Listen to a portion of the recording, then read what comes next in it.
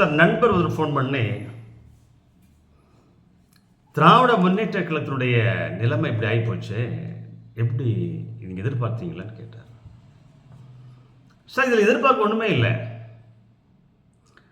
கிட்டத்தட்ட 25 கட்சிகளுடைய கூட்டணி சார், 25 கட்சி. அதில் ஷீட்டு பிரித்து கொடுக்கும்போது பிரச்சனை. போன தடவை கொடுத்ததுக்கு கம்மியாக புதுசாக ஒரு கட்சியை கொண்டு வந்து அவங்களுக்கு ராஜ்யசபா கொடுத்து 10 எம்எல்ஏ சீட்டு. அவங்க அந்த அம்மா தேர்தல் பிரச்சாரத்தில் ஒரு விபரீதமான பிரச்சாரம். இது வலிமையான கூட்டணி, கொள்கை கூட்டணி, இது வெற்றி கூட்டணி. கடந்த 15 ஆண்டுகளாக இந்த கூட்டணி வலுவாக இருக்கிறது. எங்களை யாரும் அசைக்க முடியாது. தமிழகத்தில் நாங்கள் தான் ஆட்சிக்கு வருவோம், 200 சீட்டு வெல்லுவோம். எங்களுடைய கொள்கை பிடிப்பு இருக்கிறது, புண்டாக்கு பிடிப்பு இருக்கிறது, தவிடு பிடிப்பு இல்லைன்னு சொல்லி ஒரு மக்களை, ஒரு பிம்பத்தை கிரியேட் பண்ணாங்க திராவிட முன்னேற்ற கழக கூட்டணி. சார் தேர்தல் வந்துச்சு, ஒரு மிகப்பெரிய ஒரு மாற்றத்தை, எழுச்சியை, ஒரு சுனாமி மாதிரி ஒரு மாற்றத்தை ஏற்படுச்சு. புரட்டி போட்டு தமிழக அரசியலே புரட்டி போட்டுச்சு. திராவிட முன்னேற்ற கழகத்தை கேட்கும்போது தேர்தலுக்கு முன்பு நீங்கள் கூட்டணி ஆட்சி அமைப்பீர்களா என்றால், நாங்கள் கூட்டணி ஆட்சி வைக்க மாட்டோம், தமிழக மக்கள் கூட்டணியை ஏற்றுக்கொள்ள மாட்டார்கள், ஓட்டு மட்டும் கூட்டணியாக போடுவாங்க, கூட்டணி ஆட்சியை ஏற்றுக்க மாட்டார்கள் என்று திராவிட முன்னேற்ற தலைவர் சொல்லிட்டார். ரெண்டாவது, நாங்கள் மத்தியில் கூட்டாட்சி, மாநிலத்தில் சுயாட்சி. மாநிலத்தில் நாங்கள் மட்டும் தான் ஆட்சி செய்வோம், ஆனால் டெல்லி அங்கன்னா வந்துச்சு நாங்கள் கூட்டணி ஆட்சி செய்வோம். நீங்கள் டெல்லியில் கூட்டணி ஆட்சிச்சா தமிழ்நாட்டிலையும் கூட்டணி ஆட்சி வைக்கணும், அல்லது டெல்லியிலையும் நீங்கள் ஆட்சியில் பங்கு பெறாமல் தமிழ்நாட்டில் யாருக்கும் ஆட்சியில் பங்கு கொடுக்காம இருக்கணும். ஆனால் அங்கே கூட்டணி ஆட்சி, இங்கே வந்து சுய ஆட்சிட்டு நீங்கள் ஒரு பிம்பத்தை கிரியேட் பண்ணீங்க. கடந்த 60 ஆண்டுகளாக கூட்டணி கிடையாது, கூட்டணி ஆட்சி கிடையாது என்று பல முறை உங்களோடு தொடர்ந்து பல ஆண்டுகள் உங்களோடு பயணித்த கட்சிகளுக்கும் நீங்கள் கூட்டணியில் வைத்திருக்கிறீர்கள். ஆட்சியில் பங்கு சொல்ல கொடுக்க மாட்டேன் என்று சொன்ன காரணத்தாலே மிகப்பெரிய எழுச்சியை உங்களுக்கு இல்லை, வீழ்ச்சியை நீங்கள் வென்றிருக்கிறீர்கள். சார் தேர்தல் வருது, மே 4ஆம் தேதி தான் தேர்தல் வருகிறது. ஒரு விபரீதமான மாற்றத்தை ஏற்படுகிறது. கழகங்கள் இல்லாத ஆட்சியை தமிழக மக்கள் தேர்ந்தெடுத்திருக்கிறார்கள். அதற்கு ஒரு முன்னோட்டமாக தமிழக வெற்றி கழகம் 108 சீட்டு வெல்லுது. சரி, ஆட்சி அமைக்க வேண்டும் என்று பார்த்தா எப்பண்டா போகலாம், எப்பண்டா இந்த திராவிட முன்னேற்ற கழகத்தில் நம்ம எஸ்கேப் ஆகலாம், விட்டா போதுன்னு காத்துக்கிட்டு இருந்த காங்கிரஸ் கட்சி மே 4ஆம் தேதி முடிவு வருகிறது. 5ஆம் தேதியே போய் சால்வை போட்டு துண்டை போட்டு 5 சீட்டை கொடுத்து எனக்கு 2 மந்திரிகள் விட்டு துண்டை போட்டாங்க. சரி, 108 113 ஆச்சு. சரி, இன்னும் 5 வேணும்னு பார்த்தா கம்யூனிஸ்ட் கட்சியில் தேடி போச்சா. ஓகே, அவங்க நாங்கள் வெளியிருந்து ஆதரவு தரோம் சொல்லிட்டாங்க, 2 கம்யூனிஸ்டும் 4. சரி, விசிகா உள்ளே கொண்டு வரோன்னா விசிகா அவர் போடுறாரு, நாங்கள் கம்யூனிஸ்ட் கட்சி சொல்கிறத செய்வோம், கம்யூனிஸ்ட் கட்சி சொல்கிறத நாங்கள் ஃபாலோ பண்ணு சொல்கிறார். ஆனால் கம்யூனிஸ்ட் சொன்ன பிறகும் இவர் 2 நாட்களாக 48 மணி நேரமாக பதில் சொல்லாமல் ஒரு அலங்கழிக்கிறார். மக்களையும் மீடியாக்களையும் பத்திரிகைகளையும். இன்று சொல்லுகிறேன், நைட் சொல்லுகிறேன், நாளை காலை சொல்லுகிறேன், ஆன்லைன் மீட்டிங் போயிட்டு இருக்குது, பேசிக்கிட்டு இருக்கோம். இதுக்கிட்ட அவருக்கு என்ன ஆசைன்னா, அவர் நம்மளை யாராவது முதலமைச்சர் ஆக்கிடுவாங்களோ, வாய்ப்பு இருக்குதோ. திராவிட முன்னேற்ற கழகமும் அண்ணா திராவிட முன்னேற்ற கழகமும் சேர்ந்து திருமாவளவனை முதலமைச்சர் ஆக்கிவிடுவார்களோ, அந்த பேச்சு அடிப்படுது, நம்மளையும் கேட்குறாங்களே, அந்த மிதப்பில் திருமாவளவன் இருந்து கொண்டு கடைசியில் வாய்ப்பு இல்லைன்னு தெரிஞ்ச பிறகு வேற வழி இல்லாமல் தேர்தல் முடிஞ்சு 4ஆம் தேதி முடிஞ்சது.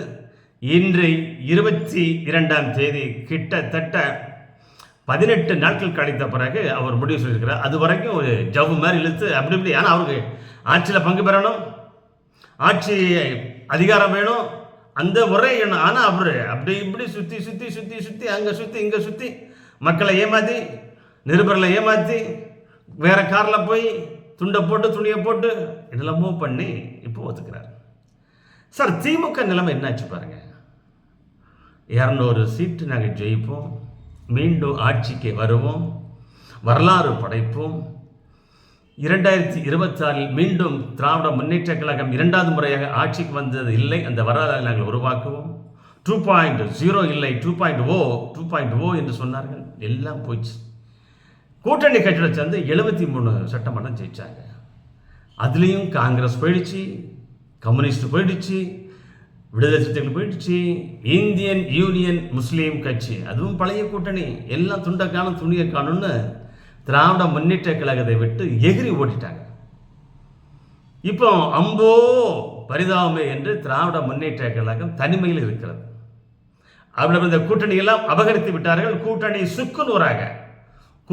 சுக்குநூறாக உடைந்து சிதறி சின்ன பின்னமாயிடுச்சு. ஒரு அசிங்கமான ஒரு அருவருப்பான இவர்களெல்லாம் ஒரு கூட்டணியா? இதெல்லாம் ஒரு கூட்டணியா? கூட்டணிக்கு முன்பு தேர்தலுக்கு முன்பு ஒரு கூட்டணி, தேர்தலுக்கு பின்பு ஒரு கூட்டணி. இவைகளெல்லாம் கொள்கை என்று சொல்கிறார்களே, கோட்பாடு என்று சொல்கிறார்களே, சமத்துவம் என்று சொல்கிறார்களே, பெரியார் மண்ணுங்கிறார்களே, எல்லா மண்ணும் கழுவி ஊற்றிட்டாங்க சார்.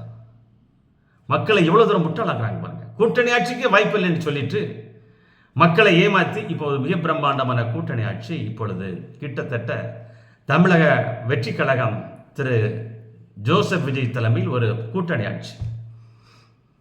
காங்கிரஸ், விடுதலை சிறுத்தைகள், இந்தியன் யூனியன் முஸ்லீம் கட்சி, தாவேகா, இப்படி கிட்டத்தட்ட 35 மந்திரிகளோடு 118 ஆதரவோடு, வெளியிலிருந்து ஒரு 25 பேர் ஆதரவு கொடுக்குறாங்க. அது இல்லாமலேயே அறுதி பெரும்பான்மையாக 118 மேலே எம்எல்ஏ வச்சு ஆட்சி பண்ணுறாங்க, கூட்டணி ஆட்சி. இதை நீங்கள் தேர்தலுக்கு முன்னாடி சொல்லலாம்ல. திராவிட முன்னேற்ற கழக கூட்டணி ஆட்சிக்கு வந்தால் நாங்கள் கூட்டணி ஆட்சி செய்வோம். அல்லது அண்ணா திராவிட கேட்டாங்க, நாங்கள் கொடுக்க மாட்டோம், அண்ணா திராவிட முன்னேற்ற கழகம் தான் ஆட்சி செய்யும், கூட்டணி தேசிய ஜனநாயக கூட்டணி. அதே மாதிரி தான் திராவிட முன்னேற்ற கூட்டணி அதெல்லாம் கிடையாது, போங்க, நாங்கள் தனியாக ஆட்சி பிடிப்போம், மக்கள் கூட்டி ஒத்துக்க மாட்டாங்க. இப்போ தன்னந்தனியாக திராவிட முன்னேற்ற கழகம் அனாதையாக இருக்கிறது. என்ன செய்வது என்று தெரியாமல் திணறிக் கொண்டிருக்கிறது. அவர்களிடம் கூட்டணி கட்சிகள் எல்லாம் ஓடிவிட்டாங்க. அவரோடு சேர்ந்து அவருடைய திராவிட முன்னேற்ற கழக சின்னத்தில் போட்டியிட்ட வைகோ என்னடா செய்வது என்று முழித்துக் கொண்டிருக்கிறார். அந்த கொங்கு நாடு கட்சி, ஈஸ்வரனுடைய கட்சி, அவர் தோத்து போயிட்டார். அவருடைய கட்சி ஒருத்தர் ஜெயிச்சிருக்கிறார். ஐயோ, சூரியன் ஜெயிச்சிட்டமே, என்ன பண்ண தெரியல. எல்லோரையும் தன்னுடைய சூரியன் சின்னத்தில் வெற்றி பெற வைத்த காரணத்தால் இப்பொழுது தப்பித்துக் கொண்டிருக்கிறார். இல்லை என்றால் வைகோ ஓடி இருப்பார், அந்த கொங்கு நாடு ஈஸ்வரன் அது ஓடி இருக்கும், அந்த கட்சி போயிருக்கும். நம்முடைய தேசிய முற்போக்கு திராவிட முன்னேற்ற கழகம் அம்மா அவங்க என்னடா யோசிச்சுட்டு இருக்காங்க. ஏன்னா இப்போ தான் ஒரு ராஜ்யசபா எம்பி கொடுத்துருக்காங்க, 10 எம்எல்ஏ சீட் கொடுத்தாங்க, அதில் ஒன்று தான் ஜெயிச்சிருக்கோம். ராஜ்யசபா எம்பி கொடுத்துருக்காங்க, நம்ம 25 வருஷமாக கூவி கேட்டால் இவர் கொடுத்துருக்காங்க. இப்போ வெளியே போக முடியுமா, போகலாமா, வேண்டாமா, என்ன பண்ணுவதுன்னு திணறாங்க அந்த அம்மா. திராவிட முன்னேற்ற கழகம் பாவம் பரிதாபமாக இருக்குது. அவருடைய இதெல்லாம் அபகரிச்சிட்டாங்க சார். கூட்டணி அபகரிச்சு தன்னந்தனியாக நிற்கிறாங்க. 25 கூட்டணி தேர்தலுக்கு முன்பு பலுவான கூட்டணி, வெற்றி கூட்டணி, கொள்கை கூட்டணி, ஒரு கோட்பாடு கூட்டணி, எல்லா கூட்டணியும் செதிஞ்சு சின்ன பின்னமாகி இப்பொழுது தெருவில் நின்று கொண்டிருக்கின்ற திராவிட முன்னேற்ற கழகத்தை எதிர்காலம் எப்படி இருக்கும் என்று பாருங்கள். இப்பொழுதே சோசியல் மீடியாவில், ட்விட்டரில், இன்ஸ்டாகிராமில், ஃபேஸ்புக்கில் 2 கட்சிகளும் மாறி மாறி அறிக்கைகளை கொச்சையாக அருவருப்பு தக்க அந்த கொச்சையான ஒரு அரசியலை இப்பொழுது நடத்தி கொண்டிருக்கிறார்கள். வெற்றி பெறுகின்ற பொழுதுதான் இவர்களுக்கு ஒரு கூட்டணி, தோல்வி அடைந்தால் இவர்களுடைய கூட்டணி சிதைந்து விடுகிறது, சின்ன பின்னமாகிறது. இவர்களும் என்ன கொள்கை இருக்கிறது, என்ன கோட்பாடு இருக்கிறது, என்ன ஒற்றுமை இருக்கிறது? அதிகார பசி, அதிகாரம், ஆட்சியில் நாங்கள் வர வேண்டும், நாங்கள் ஆள வேண்டும். அந்த வெறியில் இருக்கின்ற ஒவ்வொரு கட்சிகளையும் பிடித்து இழுத்து போட்டுக்கொண்டு இன்று திராவிட முன்னேற்றங்களுடைய கூட்டணியுடைய கட்சிகள் அனைத்தும் சிதறி போய்விட்டன, சின்ன பின்னமாகிவிட்டன, சுக்கு நூறாக உடைந்து விட்டன. இதற்கு யார் காரணம் என்றால் திராவிட முன்னேற்றங்களுடைய கொள்கைகள் தான், கோட்பாடுகள் தான் காரணம். ஒரு திமிர் பிடிச்சது சார். டெல்லிக்கு தான் போராட்டம், டெல்லியை தான் நாங்கள் ஜெயிக்கிறோம், டெல்லிக்கும் தமிழ்நாட்டுக்கு தான் போட்டேன், டெல்லி அமைதியாக இருக்குது, கண்டுக்காம இருக்குது. நீங்கள் தோத்துட்டீங்க சார். நீங்கள் தனியாக நிற்கிறீங்க, தனியாளாக இருக்கிறீங்க. உங்களுக்கு டெல்லியிலையும் உங்களுக்கு சப்போர்ட்டுக்கு யாரும் இல்லை, கம்யூனிஸ்டும் இல்லை, காங்கிரஸும் இல்லை. என்ன பண்ண போகிறீங்க திராவிட முன்னேற்ற கழகமே? அடுத்து வருகின்ற உள்ளாட்சி மன்றத்தில் என்ன செய்ய போகிறீர்கள்? நீங்கள் கூட்டணி இல்லாமல் இதுவரைக்கும் போட்டியிட்டதே இல்லை உங்களது வரலாறில். என்ன செய்ய போகிறீர்கள்? அடுத்து வருகின்ற பாராளுமன்றத்தில் என்ன செய்ய போகிறீர்கள்? ஒருவேளை உங்களுடைய கணக்கு யாரையாவது நீங்கள் தொடர்பிருப்பீர்கள் என்று நினைக்கிறோம். அந்த தொடர்பை நீங்கள் விட்டுவிடுங்கள். மக்கள் நன்றாக இருக்கட்டும். தமிழக மக்கள் ஒரு விழிப்புணர்வோடு அவருடைய எதிர்காலம் மிக சிறப்பாக அமையட்டும். ஒரு மாற்றத்தை கொடுத்திருக்கின்ற இந்த தமிழக மக்களுக்கு நன்றி கூறி, இந்த திராவிட முன்னேற்ற கழகத்திற்கு மிகப்பெரிய அடியையும் வீழ்ச்சியும் கொடுத்த மக்களுக்கு நன்றி கூறி, இந்த எதிர்காலம் இது தொடரட்டும். 2021 பாராளுமன்ற தேர்தலில் என்ன நடக்கிறது என்று தெரியாது, எப்படி கூட்டணி அமைப்பது என்று தெரியாது. 2031 அடுத்து யார் ஆட்சிக்கு வரும் என்று தெரியாது. ஆனால் மக்கள் தீர்ப்பை இறுதியானது, மக்கள் முடிவை, மகேசன் முடிவு என்பதை மீண்டும் தமிழக மக்கள் சொல்லியிருக்கிறார்கள். தமிழகத்தில் ஒரு மாற்றம் வந்திருக்கிறது. இந்த மாற்றத்தை தொடர்ந்து இன்று தாவேகா தலைமையில் ஒரு கூட்டணி அமைந்திருக்கிறது. வருங்காலத்தில் பாரதிய ஜனதா கட்சி கூட்டணி தலைமையில் ஒரு கூட்டணி அமையும். தமிழகத்தில் ஒரு மாற்றம் வரும். இன்று